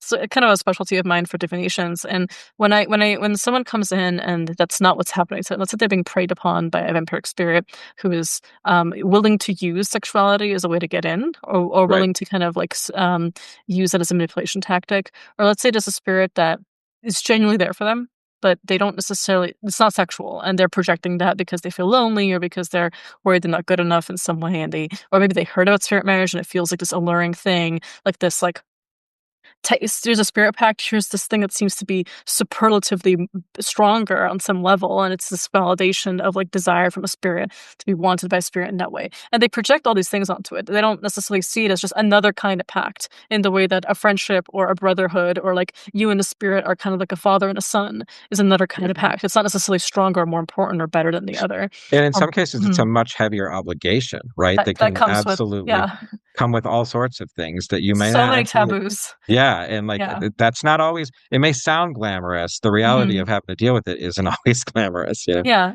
especially when it comes with taboos on your actual sex life physically, and when it comes with relationship taboos, like there's so many. I keep hearing about stories of like people who like this is a long time ago. I read about this woman who had married uh, uh, a water spirit in Korea, in southern Korea, and could never live apart from a fisherman's hut because the spirit lives in water. You can't live in the city anymore, and Yeah. so but when people like that come and they're having this kind of arrangement that's not necessarily what they're hoping it to be, my job as a diviner is not to break their heart necessarily and be like, no, you're projecting, go away. You know, it's to empower them to be like, there are so many spirits who would happily have an authentic relationship with you, maybe not necessarily a sexual one, although, but there also are ways to summon spirits just for that if that is what you're Yeah. looking to do. I don't necessarily recommend it, if depending on the spiritual hygiene practice of that person, but, like, the Book of Abraham has a spell to marry a spirit, like, so to Yeah. like, at the end of the day, it's not, like, the craziest thing in the world, but, like, what do you actually want? Do you Right. is this what you want, or do you want attention? Do you wanna feel loved? Do you wanna feel desirable? Did you hear a friend has this and now you feel like your relationship with your spirits aren't as intense as a result? Right. You don't realize that it's lateral, it's not necessarily hierarchical. And to some spirits, when they hear wife, what they think is slave, like, Hmm. what they think is servant. They don't necessarily think equal, that, there's mutual contagion and they're both being witchy and they're taking each other to the Sabbath. It's like, no, no, like you're a slave. Like you're being taken to the Sabbath because you're their petting zoo friend, essentially. And that's one of the things that's important to understand is like knowing the spirit's cultural context. And so I think as diviners, we're hoping. This also depends on this client if they listen, but like we're hoping to establish a dialogue where they're actually empowered to have authentic relationships, not to be like, oh, I get it, so I just deserve nothing then. Like I'm just not worthy. It's like it's not about Right. worth, it's about relationship. And like us being friends doesn't mean that people aren't deserving of a friendship with us. It just means they gotta build it on their own terms and see if the vibe is there, Yeah. Um Yeah. and And that's why also the like, people skills are so important there. and Mhm. also like not just as in real life relationships, Mhm. not being in a marriage doesn't mean that you're a failure as a human being. Exactly. You don't Yeah. have a solid like family of friends and a good solid court of human beings around you that are all great at really good things and that love you dearly and that so it's like yeah, it is those kind of things where lust of result, covetousness, things like that sometimes can get people in trouble. Again, taking us back to the point of like, know your strengths and weaknesses, know your pitfalls, know where you might get yourself in trouble, and that always helps. Um, yeah, it's all quite fascinating to see the different ways that things play out. amongst folks. But ultimately, you're in a good place if you have some folks that care about you, that you can bounce ideas off of at the very least, you know? Mhm. Yeah, absolutely. And then when you get encultured in that kind of spirit worldview, I guess it's really I think effective that your approach on the book is um it helps people understand like the reasons behind something is we were talking about this before we got on the mics, but it was kind of like um if you like substitution is such a important aspect of magic. Like sometimes like spirit will be like change this for this and you will understand their logic behind it. But if Mhm. you are just being lazy and Spirit's gonna be looking at you and being like, "Are you willing to go out of your way to find these materials? Because that's part of my initiation with your this level of relationship with you. Is I want to see if you're gonna actually do it. I want to Right. see if you're willing to dedicate time and effort into actually making the tool." I think a lot of grimoire work starts before you ever summon the spirit. It's like they're looking at you and being like, "Are you willing to do this?" And then, of course, there's gonna be as a community develops a tradition around the book. There's going to be substitutions. There's going to be ways that people do it differently, especially as it gets exported to different countries. But it's kind of like um, Kia recently was teaching me a lot about specialty coffee, and was explaining about how you learn to taste for different notes and how that kind of what is it to taste for like raspberry or like cranberry flavor or what is burnt caramel? Like how do you Mhm. actually learn? You can teach yourself to taste these things and coffee. And also like what is Ethiopian coffee from this place in Ethiopia versus this other place or in Kenya and so on. And it reminds me a little bit of like, food because like you want to learn how to cook like let's say certain kinds of Korean food, just to I don't know, I'm thinking about Korea right now, but, like well, like, how are you gonna do that without at least having some understanding of what actually grows in the peninsula? What are the staples? What are the main condiments? Like, what are the main kinds? Like, what is fermented soybean paste, you know? And, like, why Mhm. does it get used to these things? Like, if you're just gonna substitute for other kinds of condiments from other cultures, it may taste really good, it's just not Korean. So when you're learning a cuisine or learning a tradition, it's important to also learn the language the spirits are speaking in how they transmit it to people, which is gonna be based on also their art, their culture, their sports, like their weather patterns. Like, do they care? Why are they caring about these kinds of stars? Because that's where they are in the sky around this time of year. It actually is important to even learn about the history of laws and sports and different kinds of things in this place and food because it all is going to translate into how that we influence spirits and how they communicate to us and how they influence us and building that relationship is I think the core of a good pact because it's not a static thing, it evolves and it grows with you including with that spirit. Absolutely, and I feel like that so, particularly we're talking about, you know, tradition-specific spirits and or grimoire tradition, specific spirits, where that thing came from, where it came out of, Mhm. right? Because that is all super important to it. And for those folks that are, like, new to spirit work and don't know where to start, you know what I mean? That's one of my main things is I'm like, "Well, then start in your own backyard," right? Because there's less of, like, a culture divide, and you know what I mean? It's like it's sometimes easier, like, what's the tree growing in your backyard? Can you start connecting with that spirit? You know what I mean? What about the plants growing in your identify because you can begin working spirit work with plant spirits, begin working spirit work with, like, tree spirits, begin Mhm. working spirit work with the spirit of your local river or, the spirits of the dead in your local, graveyard, you know, understanding some of that, learn about the history of your house, you know, all of these little things that we can do to start kind of anchoring ourselves in our own landscape and terrain is a really good place to begin. And, um, it's funny because I talk to some people who are like, well, I don't really do spirit work. And the more I talk to them, I'm like, yeah, you do. You just don't call it that or recognize it as such. And really good baseline starting places is like working with plant spirits or land spirits, you know, in your terrain.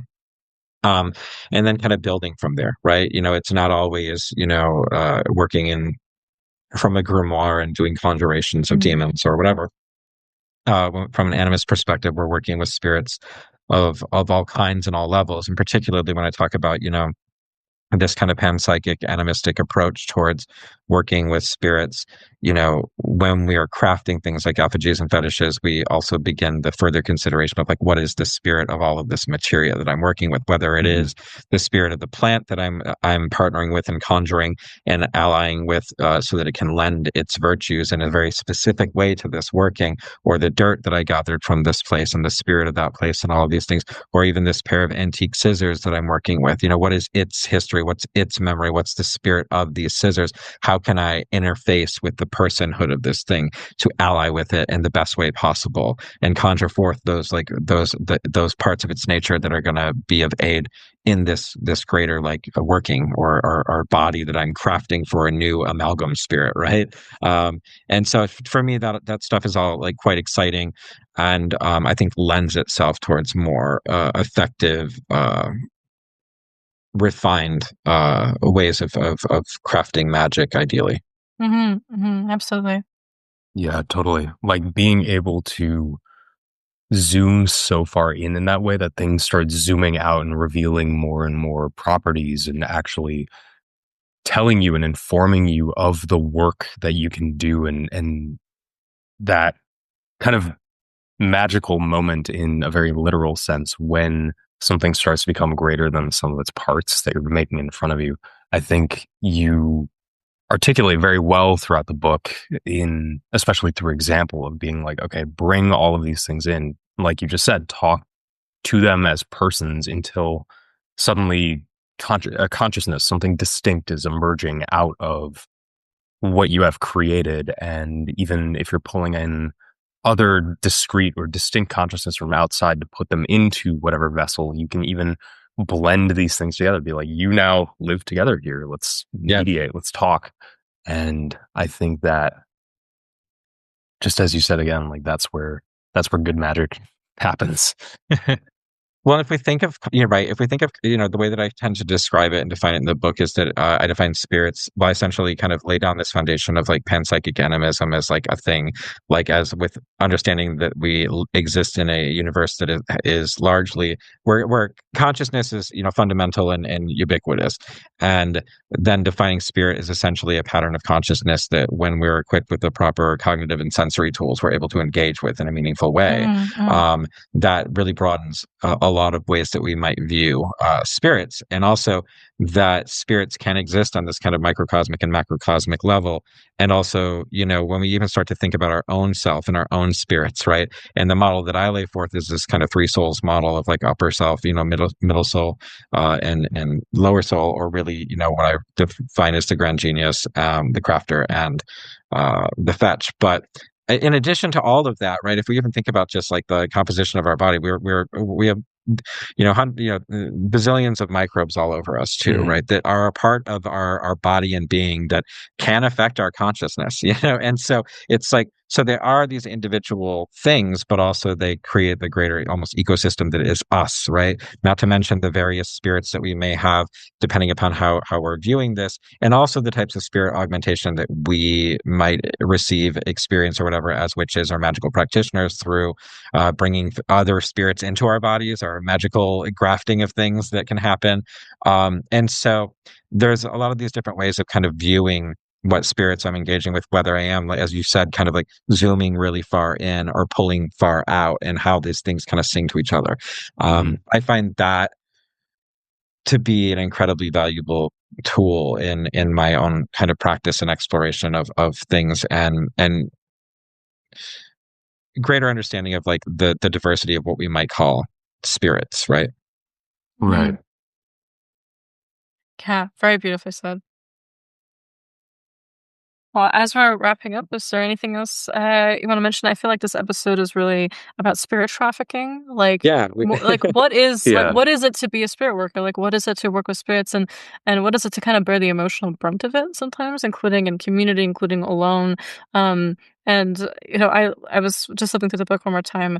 I do love that you include exercises for like creating a nest for a genus loci. I do love that you include like how to call a spirit that will just bring prosperity of some kind, and maybe the kind that it'll bring will be very different for you than for me. If we were to repeat the Mhm. exercise, it may tailor to our jobs and to our needs and to the kind of what is the flow of money into our lives. Like, is it static? Is it like here's a set wage that you get every month, and so it would have to be like a career thing, or it would be a side gig, or is it like malleable? It's a lot in one month and very little in another. Does it depend on the clients? Like I think that the room that you create for that in exercises is really great because it allows for people to play with them, and to be Yeah. excited, and to be like, oh, like how many? I mean, we're gonna eventually do a whole house spirit thing want to do like Yeah. a very set like episode on that. But like it's so great to be like, here's an exercise you can literally do to create a welcome place so they can be like, I'm recognized, I'm seen, like I'm it's this person who lives here actually knows I exist. Yeah. I'm inclined to communicate with them directly or send a messenger to communicate with them on behalf. And like there's a thing where like the abyss looks back at you as it were, right? But like they're like, oh, like I know the spirits are attracted to my house because they know I make offerings and they see me do Yeah. things at my driveway and at the road at the crossroads, and so they come and sometimes they show up and I'm like, no, no, no, like this is not a hotel and They're this like, isn't that one there, that one can see us and actually talks to us. Like that exactly one yeah gets it. Yeah, yeah, yeah exactly that. yeah Well, I sometimes talk about, waking up materia or mhm, things like mhm, that. And oftentimes people sometimes get a little confused by what I mean by that. And what I mean by that oftentimes is like interfacing with it as a personhood, as a consciousness, because this root or this spirit of place or whatever isn't necessarily used to humans engaging it that way. So it is kind of waking up that kind of form of it. Not that it's in any way actually asleep. It's just like, oh, again, something is staring at me, something's talking to me in a way that I'm not used to being engaged with, and yeah. developing that. It doesn't imply that the root, let's say, is dormant until a human consciousness comes in and tells it, like, now you have this property. It has the property inherently. It's saying, Yes. I recognize it in Mm. you. I Yes. recognize it in you, and I'm talking to that part of you right now. Mhm. Absolutely. Yeah. Mhm. Yeah. Well, I'm really glad that we were definitely got into a lot of spirit work stuff, which Mhm. is great. Yeah. And I'm actually, I like that being able to highlight that, on the surface, this book, if you were to pick it up off the shelf, you might just think that it's about puppets and effigies and Mhm. things like that. But it really, at its heart, I would say it is about spirit relationships and relationality and animism. And then, what it looks like to create, embodied forms of spirit beings. Beautiful. Oh, it's top of my list for sure for this year, and one I will recommend countless times to come. I think that it's definitely one that I'm just excited to have a place that's like, here it is. It even explains Mhm. cameos at the end. Yeah, Yes, it exactly. explains cameos at the end. Yeah, because Yeah. I'm like in one of the 6 appendices, I'm like, yeah, well, we're gonna have a whole thing on planetary magic, which I'm like, I feel like in another book it could be like a chapter, right? Yeah, yeah, yeah. Mhm. But yeah, it was one of those things we For talked me, about. it's just an appendix, you Yeah. know? We talked about this a little bit beforehand, but yeah, exactly. I just got kind of frustrated in all these books where it'll talk to you about planetary days, planetary Yeah. hours, and like cameos, but never really fully explain like why they are what they are and Mhm. ways you can use them. So I wanted to include that in this. Yeah. Oh, And I it's was like, fantastic. I love Mhm. that you clocked that. I appreciate it. Always clocked, sir. Because that was the thing too. Is I'm excited about a place that I can refer people to. That's like here, are actually, so many of the Q&As and so many of the general Mhm. 101 questions. But it's also sophisticated for existing practitioners who are years into their practice and who are actually very established in a way of working with spirits, because it refreshes their understanding of why they're doing some things that we take for granted. And I think Yeah. that's a really valuable part. It's not just a beginner's book, although it's great for introducing people to concepts. It is really good for people who are very comfortable in their practice, but maybe need because they're talking to practitioners of other traditions, maybe they need a shared language that is a Yeah. little bit easier to access. Because I feel like people start with grimoires and they start with the PGM and they start with folk magic, whatever. But I have my own quibbles with that term because I'm like, well, who's your folk? Like, tell me what kind of folk? What is the folk that you're talking to? Like, is it just taking a random culture and copy pasting it onto the little that you know about hoodoo, and that Mhm. becomes like this lingua franca, even though it's very much appropriative in that way. Like, let's actually have an Right. honest conversation where this stuff is coming from. But here, it's a very like beautifully co-created with your spirits, and it's also very frank. And I think it creates a language where people can be like, oh my god, in my tradition we do that too. Like you say hex and tasha, I would say, let's say mojo bag, or I would say this, or I would say like charm bag, and here's what we do with it. And like it's a very similar technology that lets you get excited about the shared technology without necessarily saying what I'm doing is this culture's version of that. Right. And so that's Right. one of the really effective things about the book is it lets people of different traditions who are very established to be like relate and talk to like, yeah, that is why we do that. That is actually how we kind of go about divination. Or like, yeah, we would use cowries, or like, no, actually we use bottle caps. Or like, oh, I do dominoes. But that is Yeah. how we get a simple yes, no. And Mhm. this is what that means. Right. Yeah. Well, thank you. Like I said, I love hearing people's experiences and thoughts on it because I'm like, yay, this book is doing what I wanted Yeah, it to yeah. do. Yeah, So that is always very heartening. Oh, well, absolutely. thank you so much for coming on. And Thank thank you. you for being Yeah, a thank day you. one Frightful Howls appreciator. I saw you linked in the Toadman episode, the very first one. Yeah. That's right. Yeah. I've suggested this podcast, but also specifically that one to a lot of Mhm. folks too. Mhm. Yeah, that's good stuff. It was so fun to make the first episode be about like the toe bone, right? Mhm. Because we we're like, where do we begin? It's like let's do this and let's talk about how it both is all these things and also not all these things, and it's a ritual and a almost like a quasi mummers Masonic thing, but it's also not. Sometimes it's just a skeleton. Sometimes you lose all your powers, and sometimes you don't if you lose Yeah. it. Like it is a folk practice. And so it's gonna Mhm. have variations. Yeah, a lot of interesting layers to that one, right? Mhm, mhm. Absolutely. Awesome. Well, Akashic Record wise, mine today for the playlist on Spotify is Low Lays the Devil by The Veils, which I've been listening a lot to recently. Oh yeah. And mine is another track from Mannequin Pussy for the playlist, which is I Got Heaven. Yes, absolutely. We do, we do. And Matt, yours is one from a gentleman we've been listening to a lot of recently in the car. Yes. Witchy Man by Kane Colto, because it slaps and he's got a lot of good tracks and he's, hot in the kind of way that I think he would wreck my credit. So I love it. Oh yes. He has been like looping KFC Santeria in the car recently. Yeah. It's Yeah. so good. Yeah. It's perfect. And our license to depart is actually from your book. We had to do it to him. It's we did.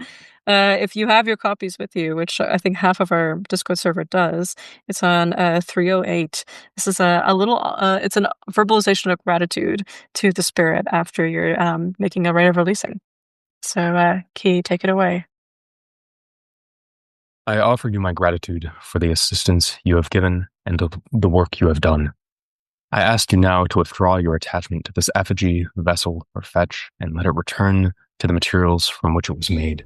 This vessel will be dismantled, and by your withdrawal from it and its destruction, our work with and responsibilities to each other will be ended. May you go forth with blessing and in good cheer. May there ever be peace between us. Hail and farewell to you.